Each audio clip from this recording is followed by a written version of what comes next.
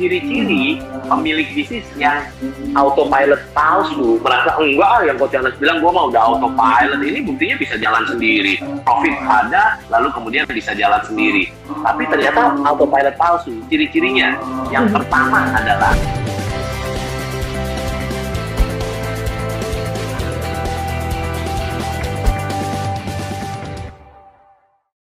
saat ini mungkin banyak gitu ya Pak, pebisnis yang malah terjebak dengan kesalahan yang fake autopilot lah Pak, bisa dibilang begitu Pak.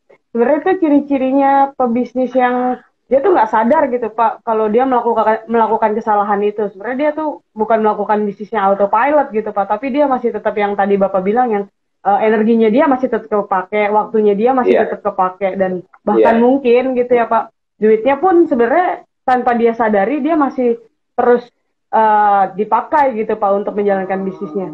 Iya, betul. Nah, itu gimana tuh Pak?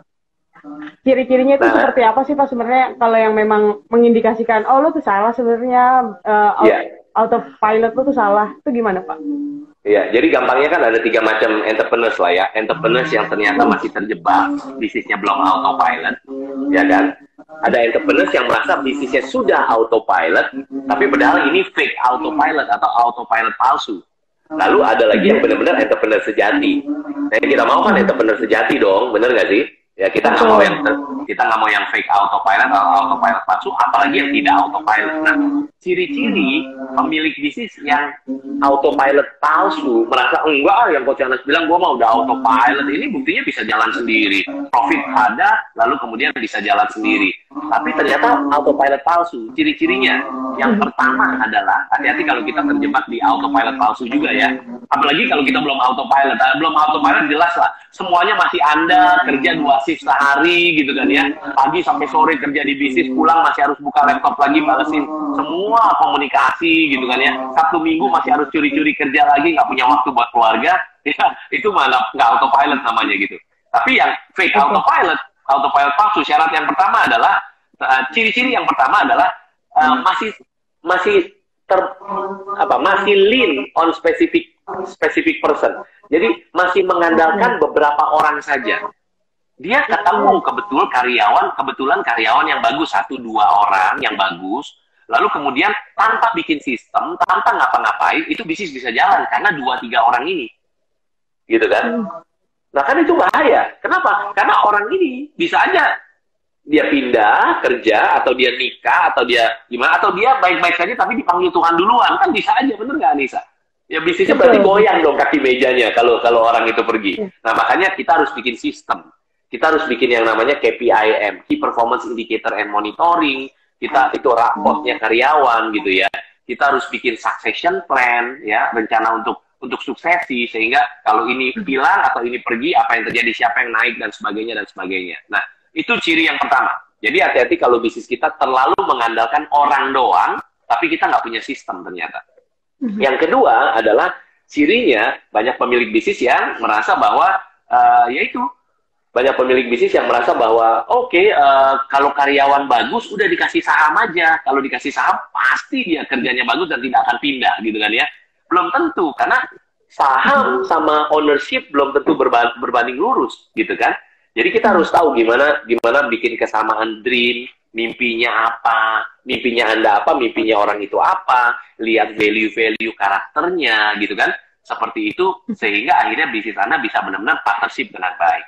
Yang ketiga, cirinya kenapa masih autopilot palsu adalah ada kapten kedua. Jadi artinya kapten kan di satu kapal kan cuma boleh 1, ya nggak sih? Mana ada 2 kapten, ada 2 kapten, nggak bisa. Nah, apa contohnya 2 kapten? Contohnya misalnya orang-orang yang dipercaya itu jadi kapten kedua. Anda masih jadi kapten, tapi Anda bilang, udah ada kapten ini, gue mundur. Tapi kapten ini nilainya salah, cara pembawaannya salah, culture-nya salah, gitu kan ya. Beda banget. Jadi akhirnya isinya orang-orang orang-orang lama. Mau masukin orang baru karena mau inovasi, mau terus growing, mentah lagi orang baru. Kenapa? Karena ini ngegeng banget, tanda kutip gitu kan. Culture-nya udah culture yang nggak bagus lah gitu. Nah, hati-hati kalau ada kapten kedua. Nah, kapten kedua ini juga bisa jadi suami atau istri loh. Nah, hati-hati juga. Kalau di bisnis itu suami atau istri, ya dong, Harus jelas siapa Iya. kaptennya di kapal bisnis ini, siapa kaptennya. Kalau nggak autopilot palsu nanti gitu kan ya. Autopilot palsunya karena suaminya mau jalan-jalan, istrinya suruh nungguin bisnis.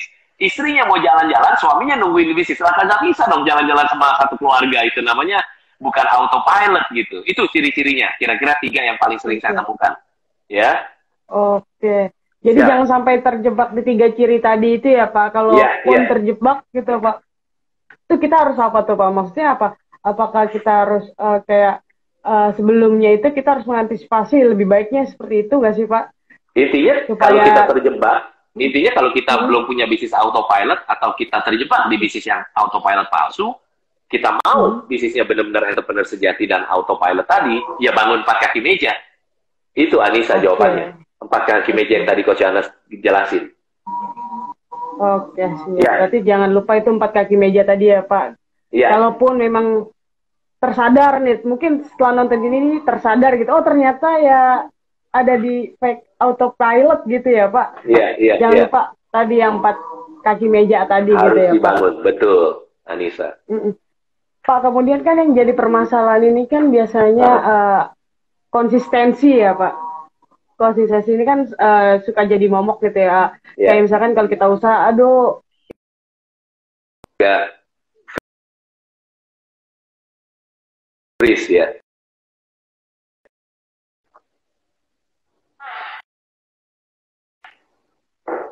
Ya, Anissa gimana? Boleh ulangin pertanyaannya?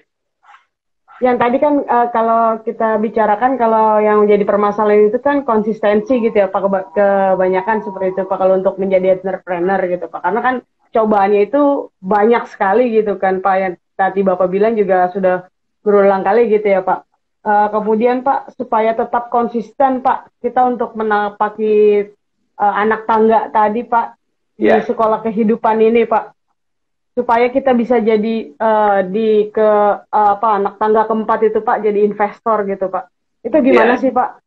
Ya, sebelum jadi investor, jadi entrepreneur sejati dulu lah ya. Karena kan kita perlu cash flow, kita perlu cash masuk gitu ya. Nah, gimana jadi Ya, entrepreneur sejati gitu kan supaya konsisten?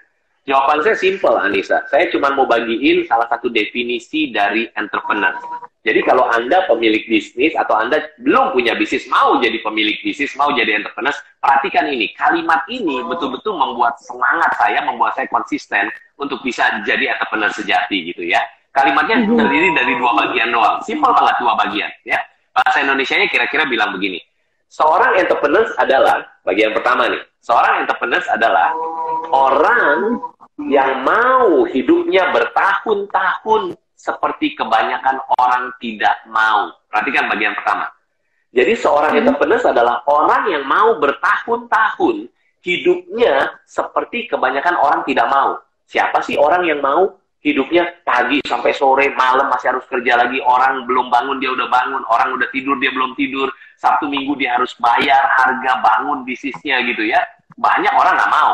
Tapi untungnya kalimat ini ada bagian kedua, koma. Tapi sepanjang hidupnya kemudian bisa hidup seperti kebanyakan orang tidak bisa. Loh, kenapa kok bagian kedua ini semangat banget? Iya, dia akhirnya kalau bangun bisnisnya 4 kaki meja jadi, bisa profitable autopilot, akhirnya dia bisa punya kehidupan yang kebanyakan orang tidak bisa. Coba bayangin, bisa jalan-jalan ke Eropa 5 minggu sama seluruh keluarganya, tapi bisnisnya terus masih jalan, terus profitable. Pulang ke sini lalu kemudian balik lagi bisa jalan-jalan ke Amerika lagi, ya kan? 3 minggu, 4 minggu, lalu balik lagi bisnisnya bisa jalan dengan baik. Nah, asik kan kalau kayak gitu kan? Bener nggak Anissa? Betul. Jadi Asik definisi, banget, Pak. kalau Anda pengen konsisten, jawabannya simple. Ingat definisi entrepreneurs, yaitu seorang entrepreneur adalah orang yang mau hidup bertahun-tahun dalam hidupnya seperti kebanyakan orang tidak mau. Tetapi sepanjang hidupnya, kalau dia bangun bisnisnya 4 kaki meja ya, profitable autopilot ya, sepanjang hidupnya bisa hidup seperti kebanyakan orang tidak bisa. Nah, itu yang bikin saya semangat. Dan bikin jadi konsisten untuk bangun bisnis jadi entrepreneur sejati.